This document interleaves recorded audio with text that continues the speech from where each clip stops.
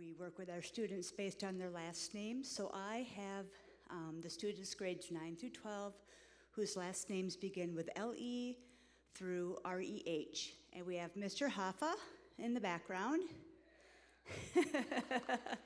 He works with the students after my alphabet. So basically he's R-E-I to Z. We have Mrs. Keenan, who is, she's before me, I think she's F through L-I, and then Sarah Schmidt has A through E. So if you ever have questions, please make sure that you're getting a hold of us. But we enjoy being back, enjoy working with our kids, and are very glad that you're here to learn more about what Riverland has in terms of financial aid support. We also have a couple of the Hormel Foundation Austin Assurance Scholarships. They're the, what's your official title, Taylor? Academic advisors that are most closely connected to the Austin Assurance Scholarship to make sure that when those kids are transitioning and using the scholarship that things go smoothly. So I believe Taylor and Allison are going to start, and then after they're talking a little bit about the scholarship, we have Patty Heeman and Darcy Drake-Tapp, who are the representatives from the Financial Aid Office. They are such a wonderful source of support and wealth of knowledge, so we're really blessed to have them. Riverland's been just such a great institution to work with our PSEO, supporting us for our students as they plan and move forward.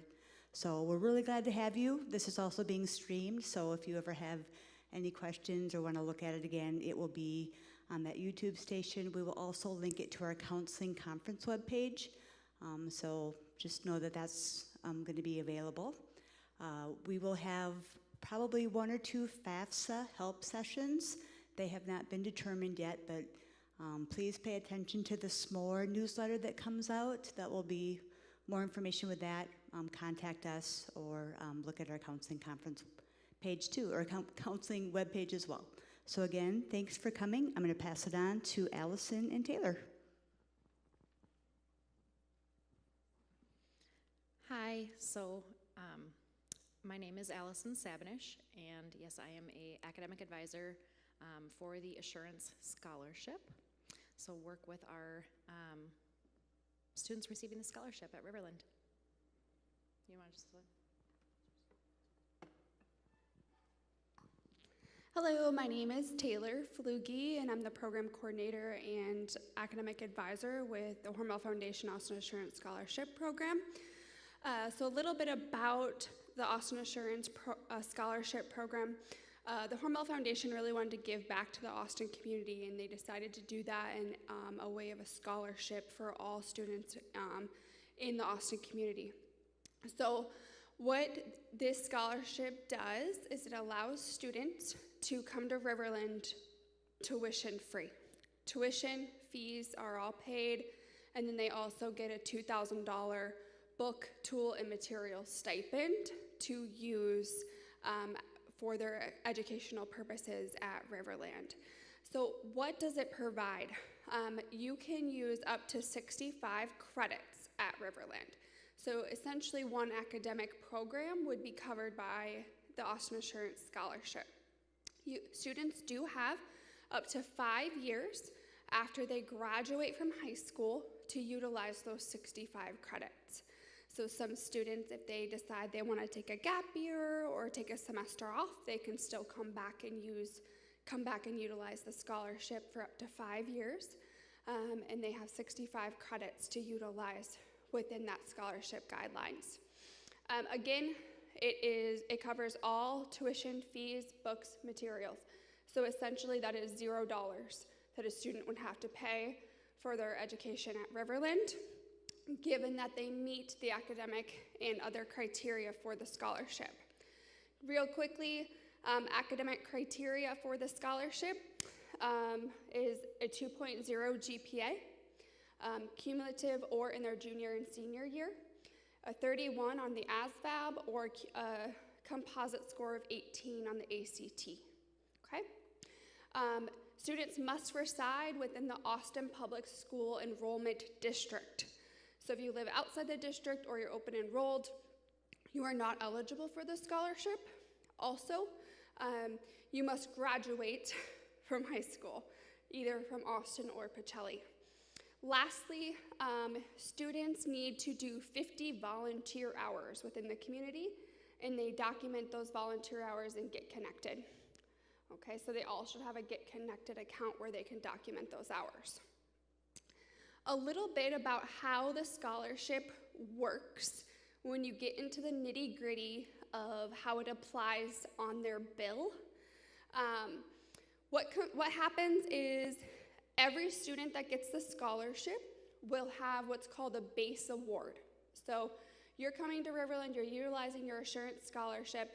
If you're part-time, so anything less than 12 credits, you will get $500 as a base award. And as you can see on the screen, that is posted first. If you're over 12 credits, it's $1,000 as a base award, okay?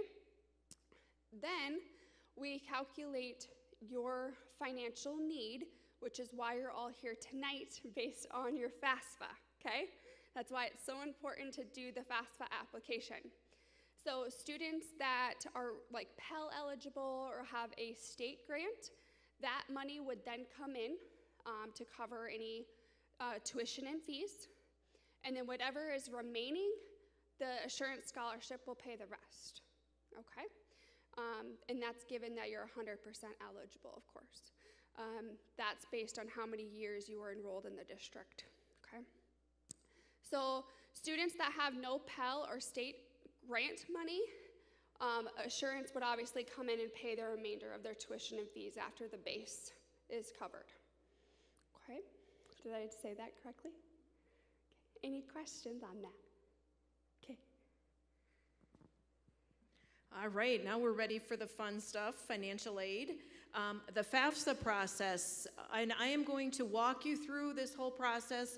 We're going to start, and if you have questions, we like to make this interactive, so if you want to ask questions as we go through, you're more than welcome to, or at the end, I will take any questions. If you have questions you don't want to ask in front of the group, we will remain here that you can stop up and see. And sorry, I didn't introduce myself. I'm Patty Heeman. I'm the Director of Financial Aid at Riverland. I have with me tonight Darcy Drake-Tapp. She is a financial aid advisor at Riverland, and she comes to the high school Tuesdays and Thursdays and afternoons by appointment. So if you'd like to come in and visit with her and get assistance, she will be here to help you through this process as well. So the FAFSA process, what happens? First, the student completes the FAFSA form and signs with an Fsa Id. The FAFSA is then processed, the results are sent to the college, and we have to process them. And lastly, the student will receive an award. I'm going to walk you through. I know for a lot of people the FAFSA can be intimidating, but I'm going to walk you through and show you some screenshots, so hopefully it's not quite as intimidating for you when you sit down to do this. So the application process and the FAFSA. What does a student have to do in order to be eligible for financial aid? They have to be a U.S. citizen or an eligible non-citizen. They have to have a valid Social Security number. And I just want to note here, while the student has to be a citizen or eligible non-citizen, the parents do not. Only the student is required to be that eligible citizen.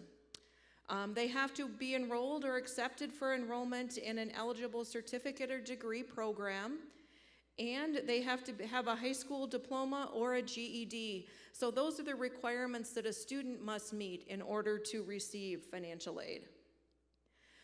Darcy has created some absolutely awesome tutorials. While I'm going to walk you through, Darcy's tutorials are even more detail-oriented, to the point where if you're really nervous about this, I would recommend bringing up Darcy's tutorial while you complete the FAFSA, because she tells you exactly what you need to do as you're completing the FAFSA. These tutorials are absolutely awesome and very helpful. First, the Fsa Id. What is it and who needs it? It is your electronic signature and login for all FAFSA sites, including FAFSA, Teach, and the student loan process. So it is your login and signature for all of those items.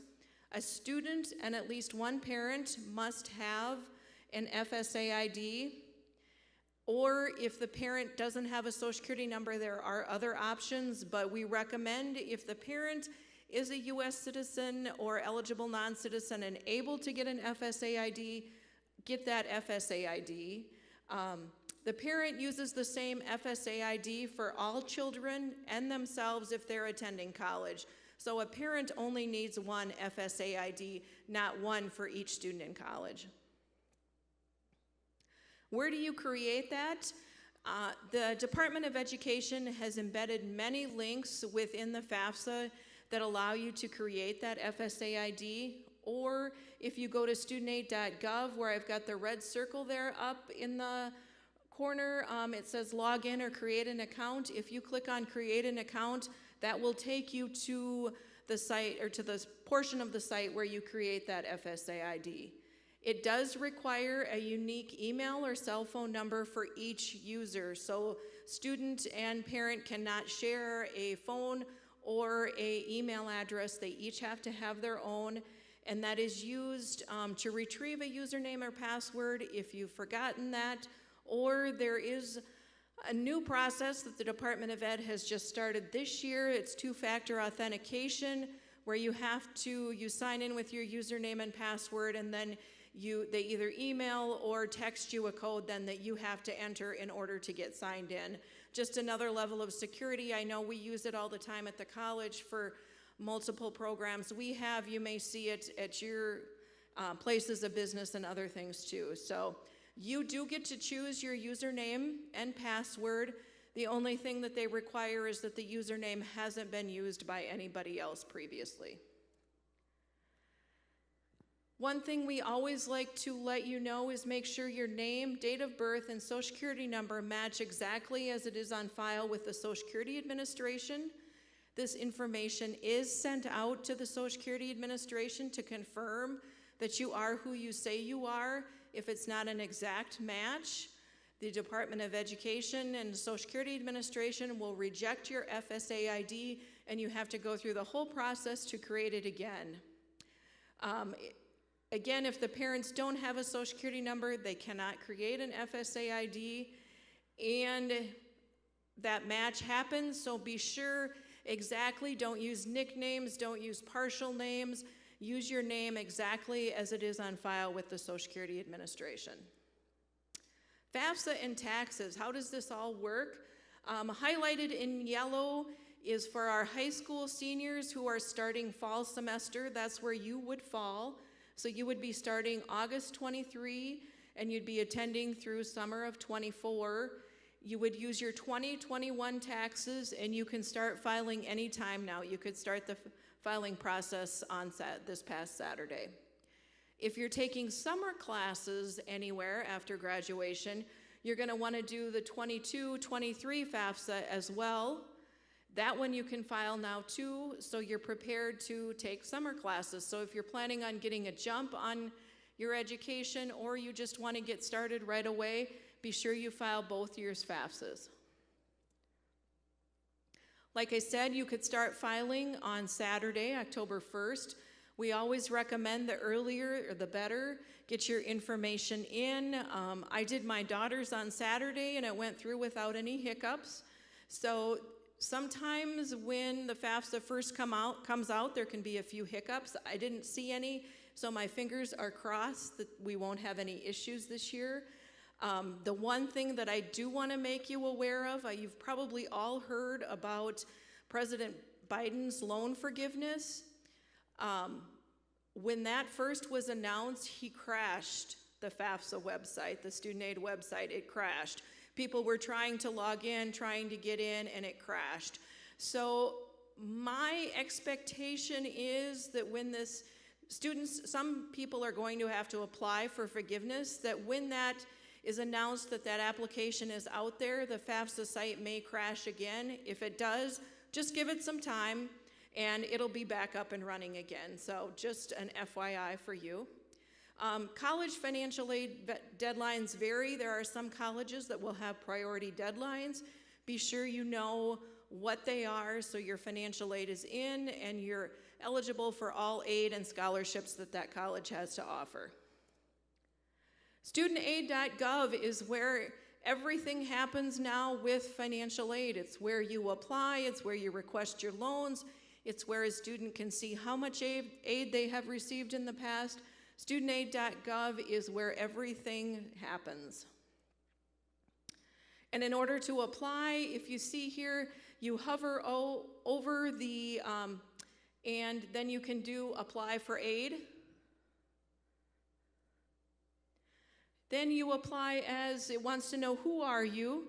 I always recommend you start as the student. And again, this is where I said you log in to continue, or if you haven't created that FSA ID, that link is there so you can create that FSA ID.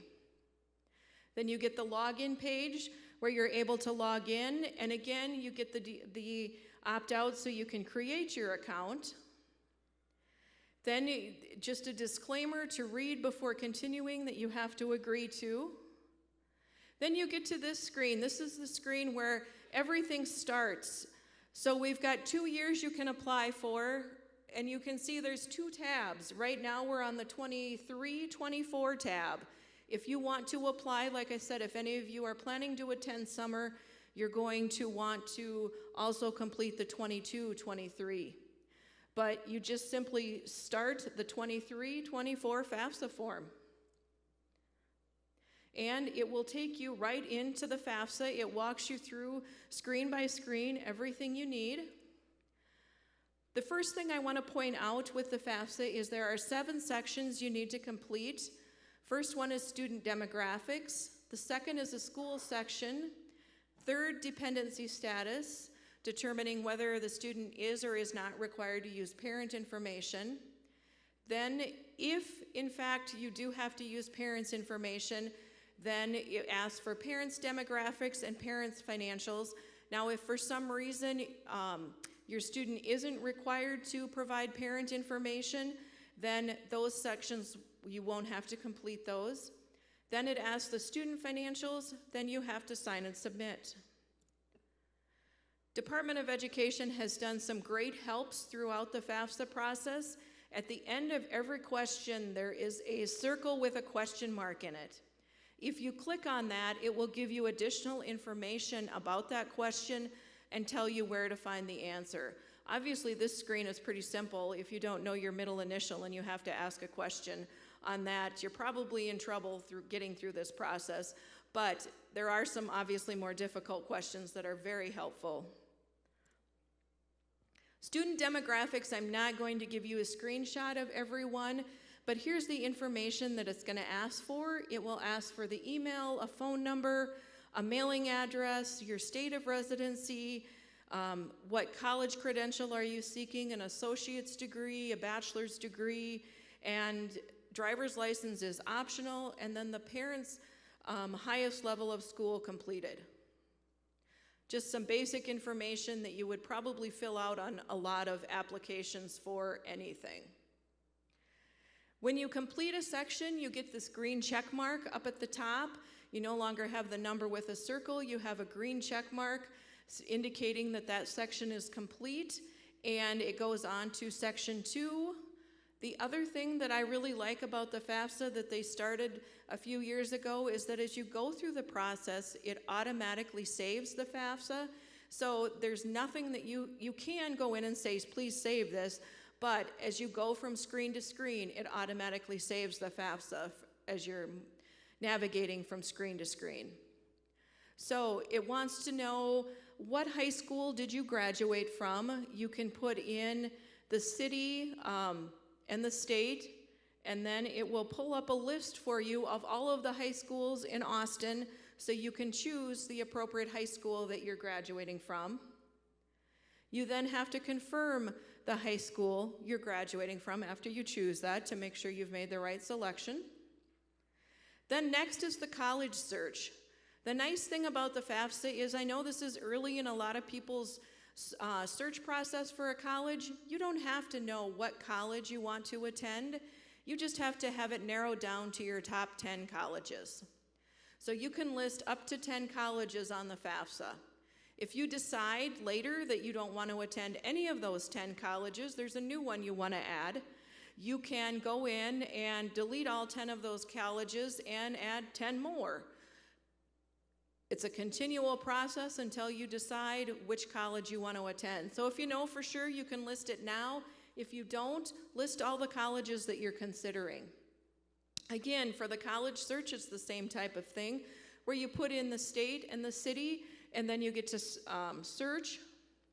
And if you put in Minnesota and Austin, Riverland is our only college here, so you choose Riverland.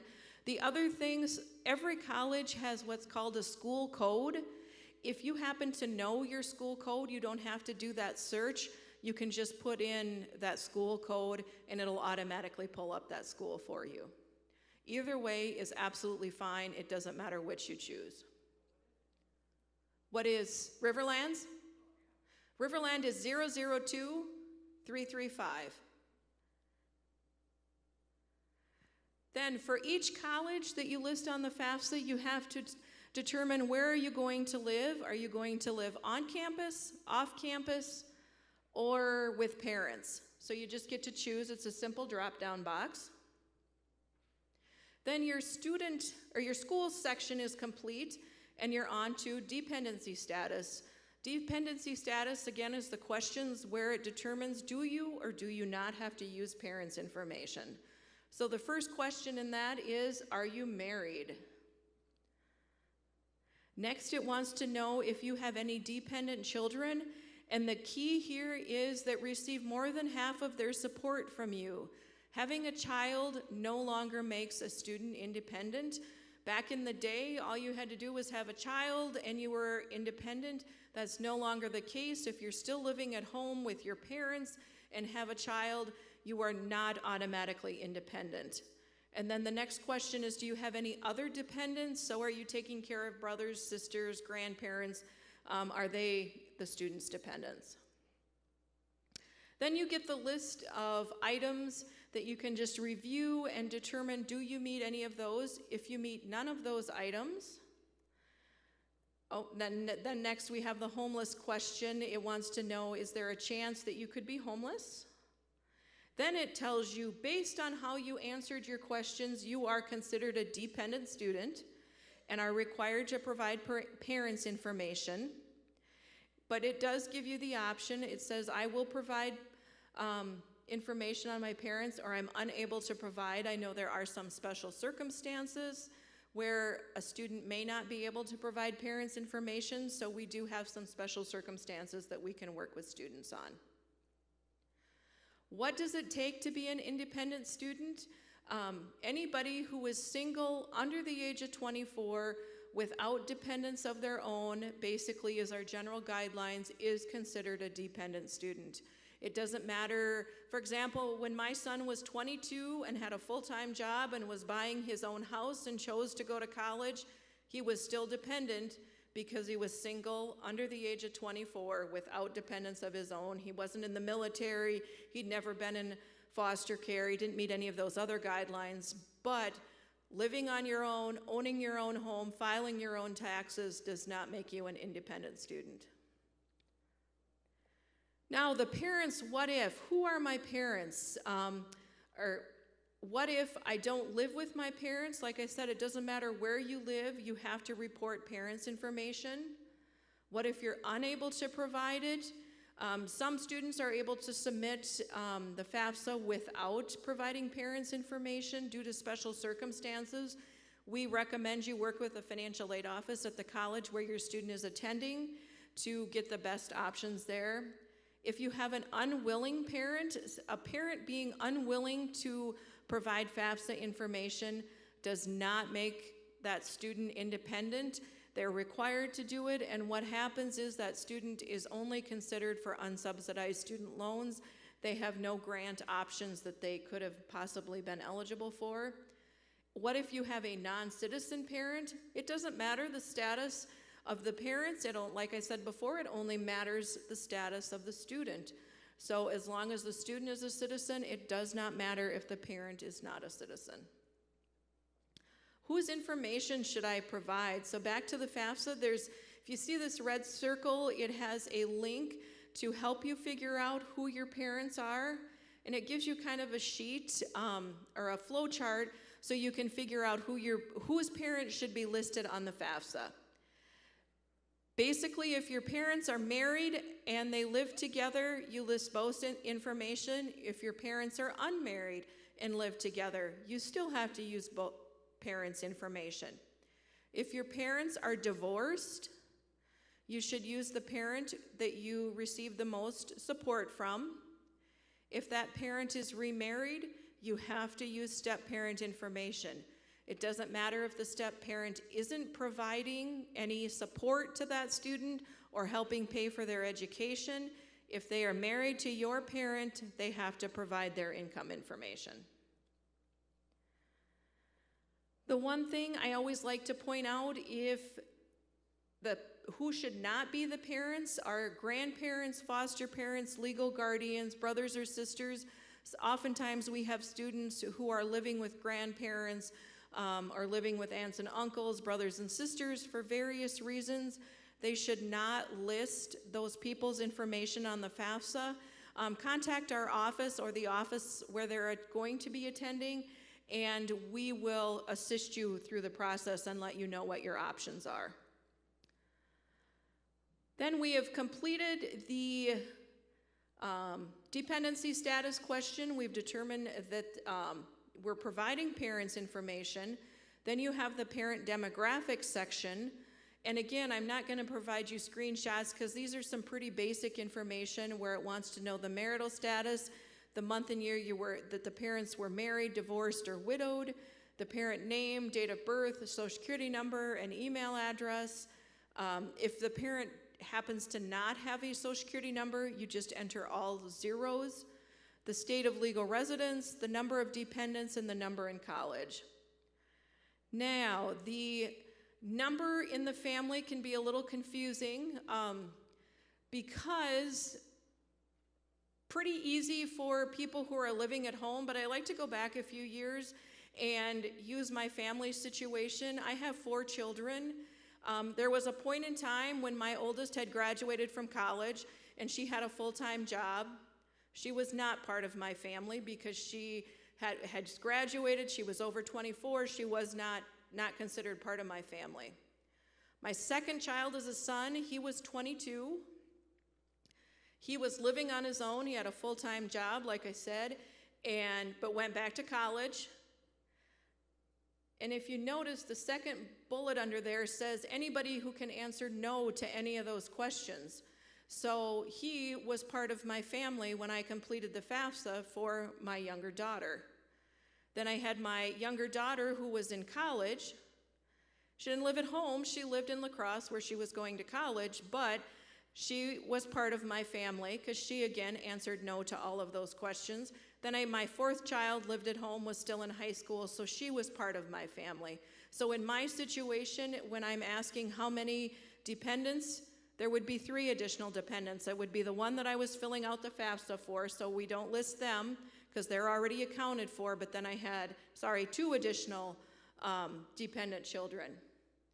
Then it wants to know, are there any other dependents in the family? Do grandparents, nieces, nephews, kind of thing, do they live within the household and your parents are providing support for them? Then the next is how many of those students are in college? Do not count the parents in college. Only count the students that will be in college. We've now completed parent demographics and we're on to parent financials. This is where all the tax information is going to come in. So first question it's going to ask is, did you file taxes? Or what's your tax filing status? One of the things I like to point out is while most people file taxes, not everybody does, nor are they required to file taxes. If you are required to file taxes, you have to file taxes to complete the FAFSA. So for example, if your income level is at the level where you have to file taxes, you have to file to complete the FAFSA. But if your income is not at the level where you need to file taxes, you don't have to file taxes to complete the FAFSA. So The question asks, have you already completed your tax return? Will you file, or you're not going to file? So if you have no intentions of filing, your income isn't high enough, you don't need to file, you can say not going to file. In this case, we're going to say that it's already completed. Then it's going to take you out to the IRS. The IRS and Department of Education created a great partnership whereby, with confirmation, you can transfer your information directly from your tax return to your FAFSA. It's called the DRT for short, or Data Retrieval Tool, and you have to go out to the IRS site in order to do that. So it determines that the parent is eligible to use that IRS data retrieval tool, and you have to click to proceed to the IRS. You do have to put in, the parent has to have an FSA ID. So if you cannot create an FSA ID, this isn't going to be an option for you. But you have to choose which parent has that FSA ID, and you enter the user ID and the password and continue. Then it just gives you a warning and lets you know that the parent is leaving the FAFSA form, that you're exiting FAFSA and you're going to the IRS, so you proceed to the IRS. Gives you another warning before you leave that you have to say, okay, you understand that you're exiting to the IRS. Then the IRS gives you a warning and says, hey, you're coming into the IRS website, it's for authorized use only, and you have to agree. Then it pulls in some information that came from the FAFSA, so it knows your name, your social security number, and the status that you filed your taxes that you listed. What you need to do is list your address that's on your 2021 federal tax return, and it has to match exactly as it is on your federal tax return. So if you, for example, I live at 4842 Ocean Avenue, so, and it's the number 4, the number 8, the number 4, the number 2, Ocean spelled out, and then AVE, abbreviated, on my tax return. That's how I should put it on this form. If my tax preparer had spelled out Avenue, then I should spell out Avenue. So be sure you're comparing what's on your tax return to, and enter it exactly that way here on this website. As long as everything matches exactly, you'll get this notice that says your 2021 federal tax information, and you get a list of the information that's going to be transferred from your tax return to the FAFSA. As long as you still want to do that, you click the little blue box and you say transfer now. So who can't, we always recommend that you use the data retrieval if it's available to you, but who can't use that data retrieval tool? Anybody who is married or divorced since January of 2022, that's probably the most common that we see.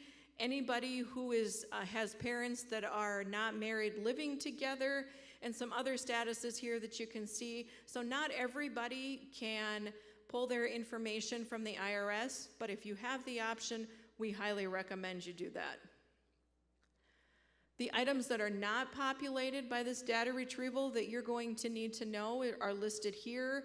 For example, the child support you pay and receive, that's not a taxable item, so therefore is not on the tax return.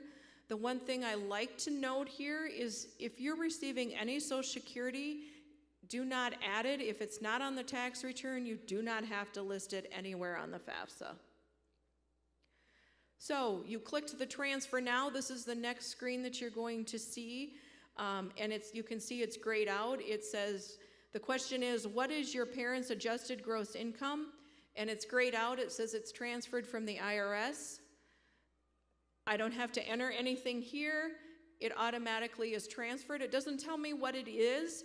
The reason it's done is for security. So for example, if you're doing this and you don't want your student to know what your adjusted gross income is for whatever reason, you can link your taxes and your student will never know what your adjusted gross income is. If you aren't able to transfer, you'll just have to enter your adjusted gross income from your taxes here. If you don't know where to find that, if you click on that little circle with the question mark, it'll give you a screenshot of what your tax return looks like and show you exactly where to enter that, find that information to be able to enter it here. Next, you do have to look at your W-2s and your tax returns and determine how much did each parent earn from working. And you just have to divide it out here and enter how much did parent 1 or parent 2 earn from working. And I will tell you, if, for example, this is for a family who has to provide 2 parents' income, or says where they said they were married or living together. If, for example, these parents would have been singled or widowed, it would only ask for 1 parent's income from work. So the FAFSA does use a lot of skip logic as you go through the process. Next, it wants to know about income tax paid. Again, this is one of the items that is transferred from the IRS, so nothing you need to do, it's just automatically grayed out for you. Then you get into the non-tax questions. Well, there's some tax questions and there's some non-tax questions, so you can see information that you need to fill out, and if the answer is 0, enter a 0, but then there's also some items that were transferred from the IRS.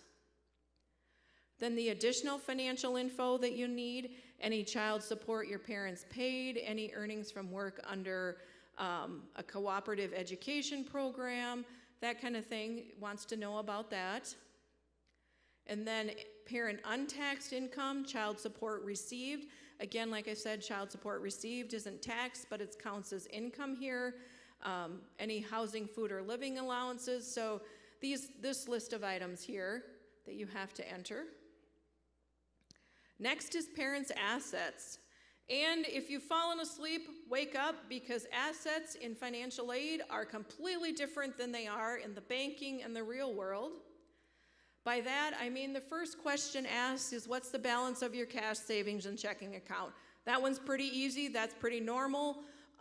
Nothing unique there. How much is in your checking account? How much is in your savings account? How much do you have in your pockets? The next questions on the assets, though, I like to point out, what do you include? Any investment farm you have. So if you own any, or rental real estate, so if you own any property, whether it's land that you rent out to a farmer, whether it's an apartment building, a home that you rent out, that is an asset. Any investments that you have, any mutual funds, stocks, bonds, that kind of thing, those are assets. Any trust fund or a business you do not operate is an asset. Most importantly, what is not an asset? The home you live in is not an asset. Doesn't matter how much it's worth, it is never listed as an asset on the FAFSA. Any retirement accounts. So if all of your mutual funds are held within a retirement account, they are not an asset. Do not list them. Any business that you own that employs less than 100 people is not an asset. That's the building, that's the vehicles, that's the equipment, that's everything. It's that business, if it employs less than 100 people, is not an asset. A farm that you own and operate is not an asset. Again, it doesn't matter how many acres you have, or the machinery that you have, the tools, the buildings, the livestock, that is never considered an asset. Any value of life insurance is not an asset. And lastly, cars are not an asset. So again, that's why I say financial aid assets are completely different than how they are in the real banking world. Be sure, if you do have investments that you're listing, that you just list the net worth of that investment. And 529 plans are listed as an asset under the person who owns them. So 529s can be owned by just about anybody. So if the student owns the 529, it is an asset for the student. If the parent owns the 529, it is an asset for the parent.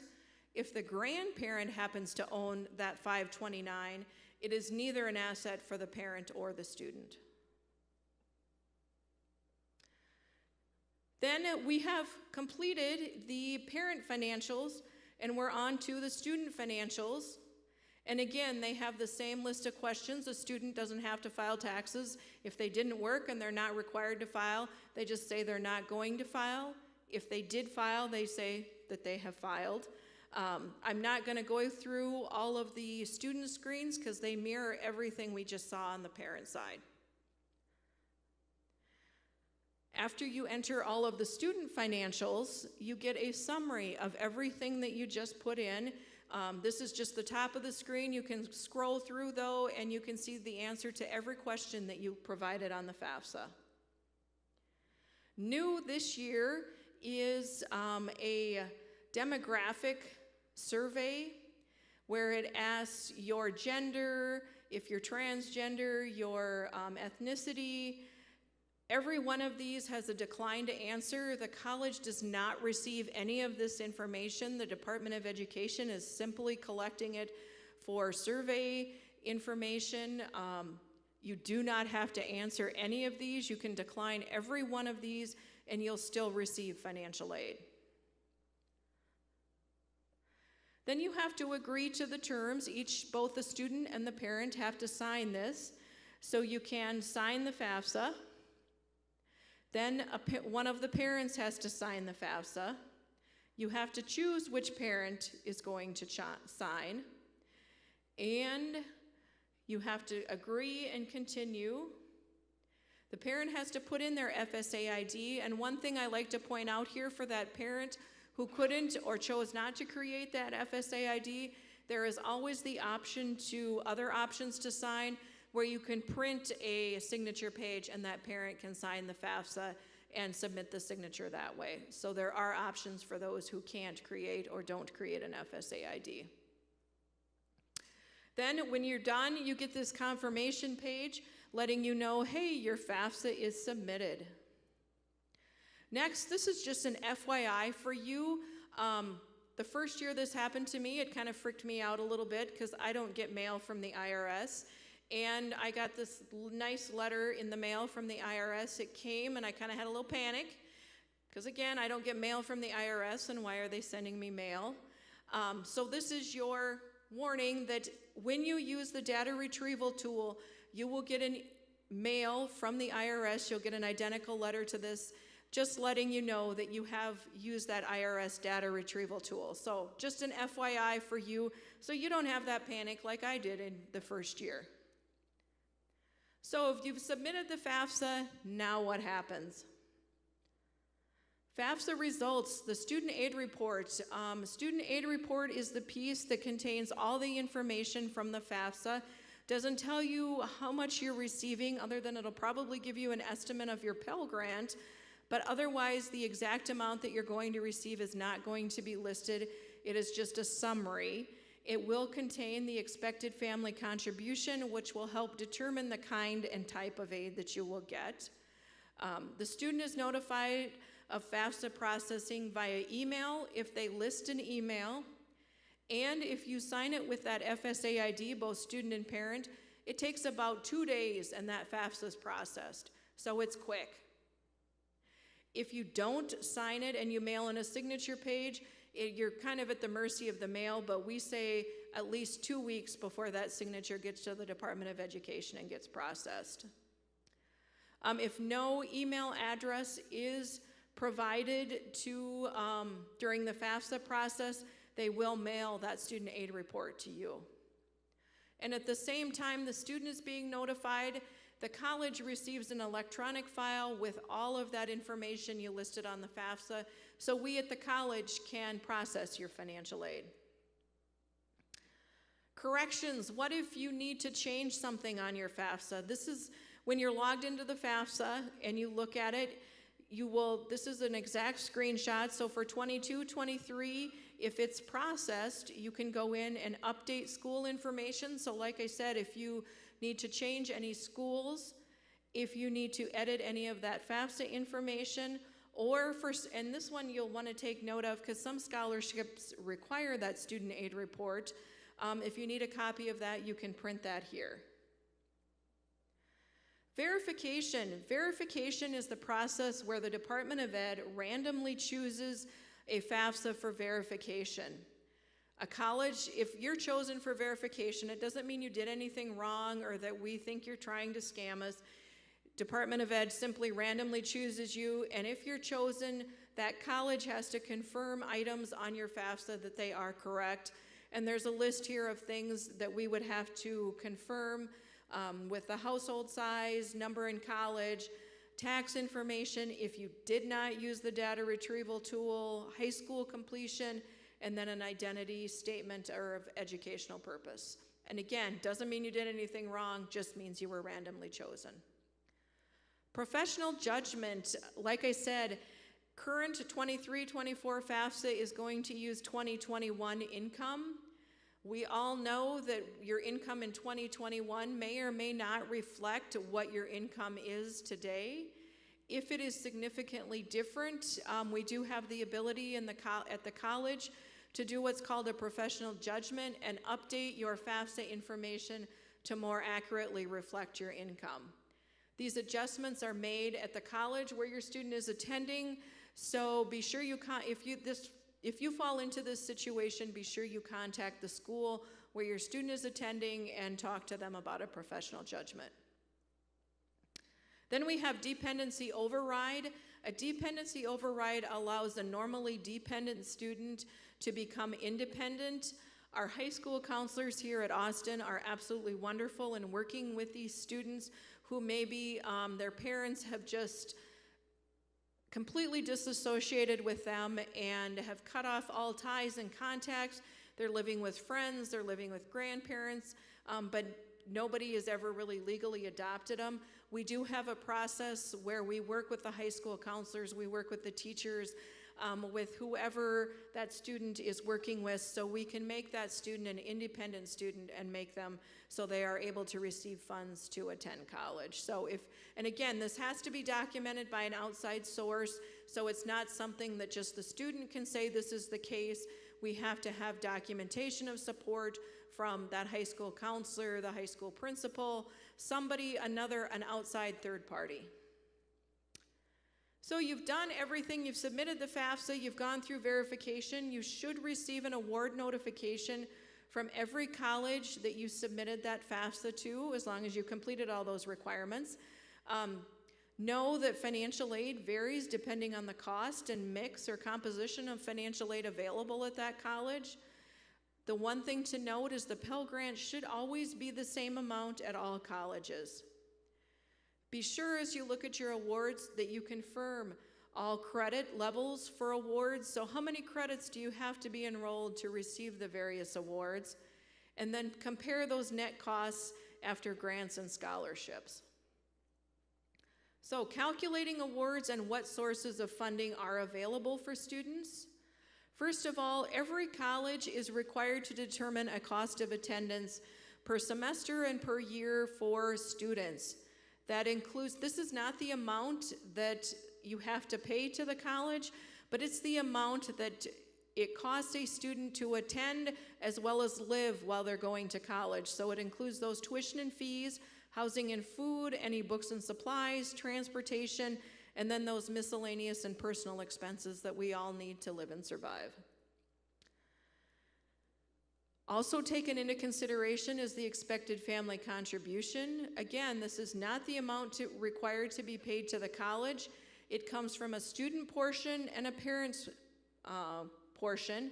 All comes from that FAFSA data that takes into consideration your income, your assets, your family size, your number in college, the state you live in, the age of the parent, if both parents are working.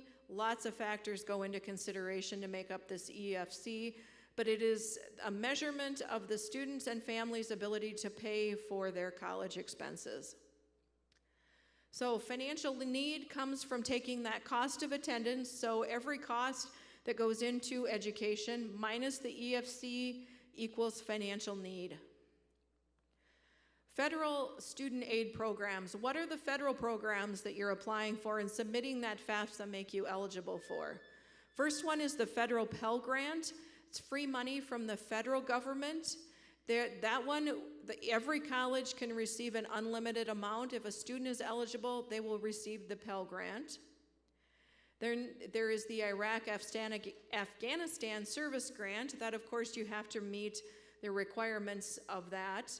Then we have the Supplemental Grant. This goes to our highest need students.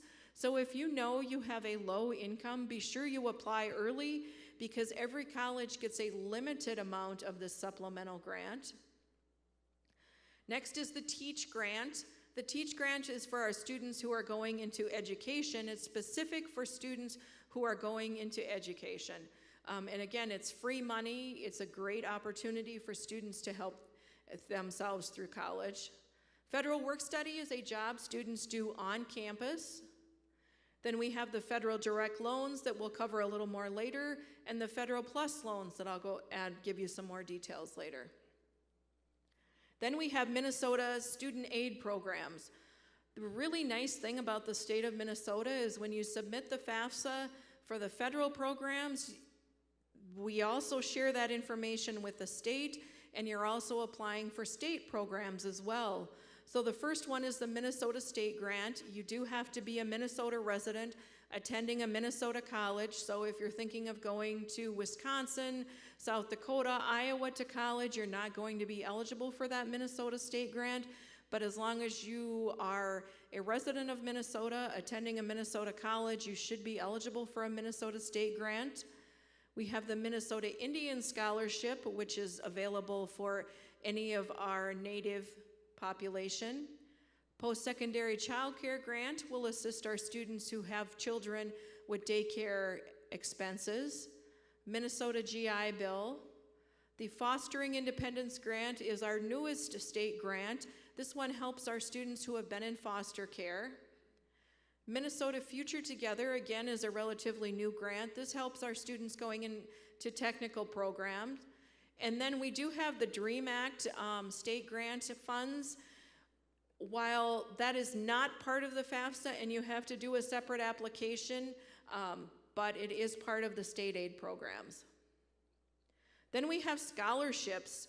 Scholarships, again, are free money, but they generally require something additional to just that FAFSA. Maybe an additional application, a tryout, or audition, depending on the type of scholarship. They can be need-based, so based on your income, do you need assistance? Generally, that one just requires the FAFSA. They can be merit-based, based on your education and your grades. Athletic. They can be other talent-based, for example, the band, the choir, that kind of thing where maybe you'll have to do a tryout. Any private scholarships that there may be, and then any local businesses or organizations. The one thing I always like to let everybody know, especially if you're going to the privates and you're receiving, I have two daughters who went to private colleges and got very nice scholarships, and that's why they went, but you need to know what are the renewal guidelines. Is this a 4-year scholarship? Is it a 3-year scholarship? Is it a 2-year scholarship? Or is it just a 1-year scholarship? Is this scholarship going to increase with tuition, or is it a standard amount? The amount you're giving me as a freshman is going to be the same as it is as a senior. Your tuition's probably going to grow over 4 years. Is my scholarship going to grow with tuition, or is it a set amount? And then is it renewable, and what are the guidelines for renewable? So, for example, my daughter, she went to Viterbo, and in order to continue her scholarship, she had to maintain a certain GPA and complete a certain number of credits and advance on a regular basis. If she didn't, her nice scholarship that made Viterbo affordable was no longer going to be offered to her. So be sure you know those scholarships, how often, how much, and is it increasing? Then we have a little bit of more information on federal student loans. Federal student loans are part of financial aid, and you have to apply with the FAFSA in order to receive these student loans. It is borrowed money that has to be repaid. The lender is the federal government. Back when I went to college, we went to the bank and we got our student loans there. That's no longer the case. Everything is done through the college. You submit the FAFSA, and the college will award those loans to you, and the loan request is all done through the college. The student is the borrower and responsible for repayment. Just because you as a parent listed your information on the FAFSA does not make you liable. There is no credit check or employment history. No repayment is required while in college taking 6 or more credits. And when you drop out, or if you graduate from college, you have 6 months before you have to start repayment. The Department of Education does assign loan servicers to manage the loan. I don't remember how many loan servicers we have now because they recently reduced, but they do assign loans to loan servicers to take care and service those loans.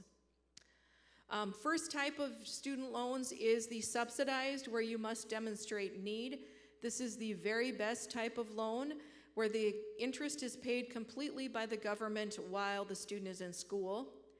We have the unsubsidized loan, very similar to the subsidized, except for the interest is not paid by the government.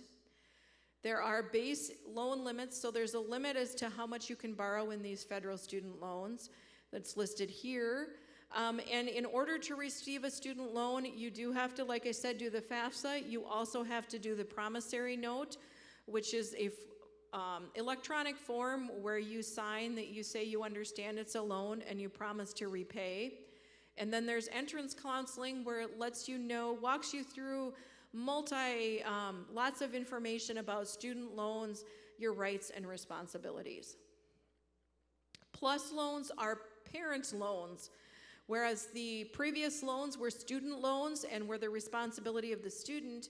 These are parent loans and are responsibility of the parent. These are optional. You do not have to take plus loans, completely up to the parent. The parent is the borrower on these, and the student's not responsible. A parent does have to pass credit checks, whereas the student did not to receive their loans. A parent does have to pass a credit check. There are annual loan limits, which is the cost of attendance minus any other aid. And on the plus loan, while the student loans don't have to pay as long as they're in school, the plus loans go into repayment immediately or 60 days after the loan's fully disbursed. There is an option to defer repayment until the student graduates. Then alternative loans. They're available from many different sources, and every college has their own type of loan that they offer. And by that, I mean Riverland, as a community college, has a list of private loans that we work with. And our loans that we can offer students is different than Winona can offer students, and is also different than the privates. Each one of the lenders develops a loan to best meet the needs of the market. So if you need additional loan dollars, we recommend that you go to the financial aid office where your student is attending, and they will let you know what alternative loans they have and what they recommend that you use. Tuition reciprocity. If you're attending college out of state, it allows you to attend at a rate that's very similar to our Minnesota rate. I've listed the website here for you to investigate. So just some information. Be sure you know that you need to apply. This doesn't automatically happen. Higher education tax and savings incentives. This is where my knowledge stops, other than to tell you there are tax advantages that come with going to college and tax breaks you can get. Every year your student attends, at the same time you're getting your W-2s and all your other 1098s and 1099s, your student should also receive a 1098-T. Your tax preparer will use that information, whether they'll give you a tax credit or a lifetime learning, lots of different options here. I can't advise you as to how they work, or if you're eligible, just know every year to be sure and look for that 1098-T. So where do you go from here? Obtain and review admissions and deadlines from every college that you are considering. So know what those priority deadlines are. Be sure you meet those. And if your college is reaching out to you for additional information, be sure you respond quickly so you're not forfeiting your right to any of those funds that you may be eligible for. Remember, you have to file every year. This is not a one and done process. It is a every year kind of process. Every October 1 that your student is in college, you're going to need to think about the FAFSA and file a FAFSA every year. Then I have my information here. I have Darcy's information, and this little QR code will take you directly to her page to set up an appointment to meet with her at the high school. And these appointments are only at the high school. If you would like to meet with Darcy or myself or anybody else on campus, shoot us an email. Both of our emails are here, and we will gladly meet with you on campus. We also both do evening appointments. We do evening appointments via Zoom, though. We don't hang out on campus to meet with you. We will gladly meet with you via Zoom and complete FAFSAs, answer questions, get you through this process. And lastly, I have our QR code for our tutorial page. And again, I really recommend you take the time to look at those tutorials. And if you are nervous at all about doing that FAFSA, have up that tutorial at the same time you're doing the FAFSA, and it will take any anxiety that you have away. That is the end of my presentation. Does anybody have any questions we can answer for you? Go ahead.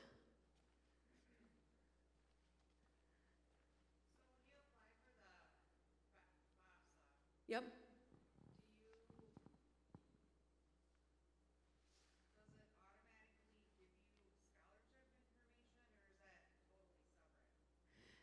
So the question was, does the FAFSA give you scholarship information? The FAFSA will not give you scholarship information, but it is required at most colleges, especially those private colleges, to receive those automatic scholarships, the presidential scholarship that makes those private colleges affordable. You have to submit your FAFSA in order to be eligible for those scholarships. At Riverland, it will not apply you for those scholarships. At a lot of privates, yes, it will. It's the first step to receive those scholarships. Just to share, there's plenty of local scholarships. Amy Mayers is in our College and Career Center. She will start sending out scholarship lists to parents and students probably in the next week or few weeks or so, and students can always go visit with her in the Career Center. Amy Mayers. And like with the assurance scholarship, like we showed at the beginning of the presentation, we do have to have that FAFSA submitted, and we have to calculate your awards before they can determine what your final scholarship amount is there. On that, tons of resources out on the internet. They can actually probably get a little overwhelming. Fastweb.com is a really big one. There's scholarships out there that, I mean, it's just kind of like a lottery drawing on that, where there's no essay required, any other information required. It's kind of the luck of the draw.